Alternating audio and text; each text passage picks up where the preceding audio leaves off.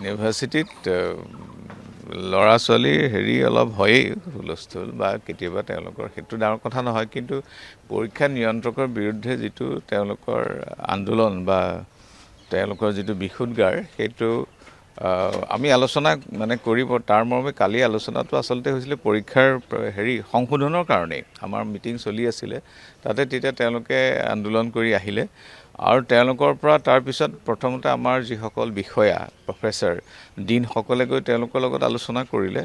তাৰপিছত তেওঁলোকে সেইটো মান্তি নহয় ভাইচ চেঞ্চেলৰৰ লগত কথা পাতিম বুলি ক'লে। গতিকে ভাইচ চেঞ্চেলৰ ওচৰলৈ আহিলে, তেতিয়া আমি একগীত আপোন হৈ আমাক সময় দিয়ে, কাৰণ এজন মানুহক মই কোনোবাই দাবী কৰিলে এইটো খেদি দিব নোৱাৰোঁ যে আমুকক খেদি দিয়ক। মই ক'লোঁ এইটো এটা কমিটি চাব লাগিব।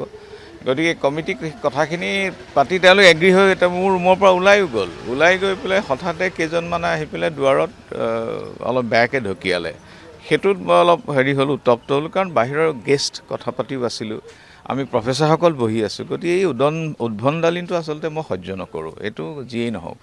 তাৰ কাৰণে মই অলপ আৱেগিক হ'লোঁ, সেইটো ইমান আৱেগিক হ'ব নালাগে আমাৰ, কিন্তু হ'লেও পৰিস্থিতিটো এতিয়া আমি পৰীক্ষকক আমি অব্যাহতি দিয়া নাই, কিন্তু আমি হেৰিৰ যোগেদি আমাৰ পঞ্জীয়ক মহোদয় তেওঁ এতিয়া দায়িত্বত আছে আৰু এখন কমিটি গঠন কৰি দিয়া হৈছে। কমিটিখনে 7 দিনৰ ভিতৰত ৰিপৰ্ট দিব। গতিকে মই তেওঁলোকক দুখ প্ৰকাশ কৰিছোঁ, যদি মই বিং ভাইচ চেঞ্চেলৰ যদি কোনোবাই বেয়া ব্যৱহাৰ কৰিছে ময়েই দুখ প্ৰকাশ কৰিছোঁ, আৰু তেওঁলোকে এইটো মানিও ল'লে।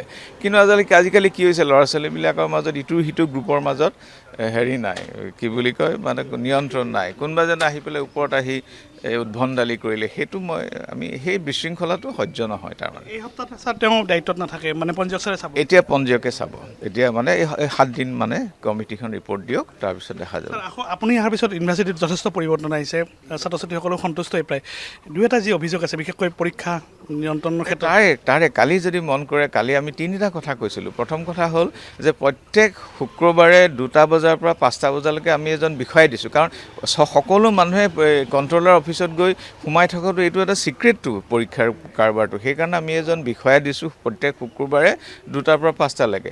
তাৰোপৰি 2টা ইমেইল খুলি দিয়া হৈছে, এটা হ'ল আণ্ডাৰ গ্ৰেজুৱেটৰ কাৰণে, এটা হ'ল PG কাৰণে, কাৰোবাৰ যদি অভিযোগ থাকে। 2 নম্বৰ। 3 নম্বৰ, আৰু তাৰ ওপৰত যদি ৰেজিষ্ট্ৰাৰকো লগ কৰিব বিচাৰে তেওঁলোকৰ কাৰণেও আমি এটা দিন ধাৰ্য কৰি দিছোঁ।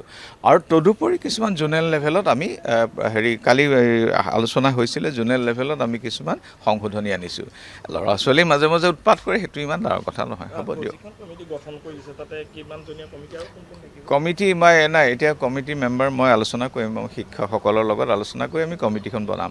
গতিকে এইটো সোমবাৰৰ পৰা কমিটিখনে কাম আৰম্ভ কৰিবৰ কাৰণে অহা ঈদৰ বন্ধ আছে, সোমবাৰ মঙলবাৰৰ পৰা তেওঁলোকক 7 দিন সময় দিয়া হ'ব। অন্যান্য দিশত যেনেদৰে পৰিৱৰ্তন আনিছে আপুনি, পৰীক্ষাৰ ক্ষেত্ৰতো নিশ্চয় আপুনি এতিয়া চাওক, আপোনালোকে মন কৰক, চাৰিওফালে গুৱাহাটী বিশ্ববিদ্যালয় পুখুৰীবোৰ খন্দা আৰম্ভ হৈছে, কাৰণ তেওঁলোকৰ বানপানীত গোটেই সাপ ওলায়। 88ত গোটেই পিছফাল তাত গোটেই আমি কৃত্ৰিম বানপানীখিনি বন্ধ কৰিলোঁ। নাইলিত, যিটো ভৱিষ্যতে আমাৰ বিশ্ববিদ্যালয়ৰ ল'ৰা ছোৱালীয়ে যদি জাগিৰোডত চাকৰি পাবলৈ হয়, এই কোৰ্চবোৰৰ কাৰণে নাইলিতৰ লগত আমি চুক্তিবদ্ধ হৈ কোৰ্চ আৰম্ভ হ'ব 6 মাহত। কালি আমি টেৰীৰ লগত এখন ডাঙৰ চুক্তি হৈছে। টেৰীয়ে ইয়াত তেওঁলোকে আহি পেলাই জলবায়ু সম্পৰ্ক আৰু অসমৰ কৃষিৰ সম্পৰ্কত তেওঁলোকে কোৰ্চ আৰম্ভ কৰিব। গতিকে এই পৰিৱৰ্তনবোৰ হৈছে। আৰু আপোনালোকে মন কৰক, যোৱাবাৰ আগতে আমাৰ যেতিয়া কালচাৰেল ফেষ্টিভেল হয় গোটেই ৰাতিটো হৈ থাকে বিশৃংখলতাৰ মাজত। এইবাৰ মই ধন্যবাদ জনাইছোঁ ছাত্ৰ ছাত্ৰীসকলক যে তেওঁলোকে 10:30 বজাত আমাৰ প্ৰগ্ৰেম শেষ হৈ গৈছে। গতিকে এইবোৰ যোগাত্মক কথা, কিন্তু তাৰ মাজতে 2এটা দিশ আছে, তাৰ কাৰণে মই দুখ প্ৰকাশ কৰিছোঁ যদি কোনোবাই বেয়া ব্যৱহাৰ কৰিছে। কিন্তু সেইটো মানি লোৱাৰ পিছত খালি ল'ৰাই উদ্ভণ্ডালি কৰিব নালাগে, গৈ পেলাই দুৱাৰত ঢকিওৱা, তেতিয়া মোৰ অলপ খং উঠিলে। মোৰ উঠিব নালাগিছিলে খং। অব্যাহতিৰ কথা যিহেতু কৈছে যে এই যিখন কমিটি গঠন কৰি দিছে, তাৰ পিছতে হয়তো আপোনালোকে ডিচিশ্যন ল'ব যে কি ধৰণে আচলতে অব্যাহতি দিয়া। গতিকে কমিটিৰ ৰিপৰ্টটো চাই পেলাই আৰু এটা কথা, আমি কণ্ট্ৰলাৰ তেখেত অস্থায়ীহে, গতিকে কাৰণ তেখেতে এইকাৰণে লোৱা হৈছিলে, তেখেতে এজন ইলেক্ট্ৰনিক্সৰ মানুহ, আমি যিটো সমৰ্থ কৰিছোঁ সেইটো তেখেতে ভালকৈ জানে। কিন্তু কেতিয়াবা 2-এজনক মই অভিযোগ পাইছিলোঁ যে ব্যৱহাৰ কথাটো বা যাই কি নহওক, আমি এতিয়া কমিটিৰ ৰিপৰ্টলৈ বাট চাম। আৰু ল'ৰা ছোৱালী এনেকুৱা হয়, কিন্তু অন্য নাই, খালি উদ্ভণ্ডালি হ'ব নালাগে।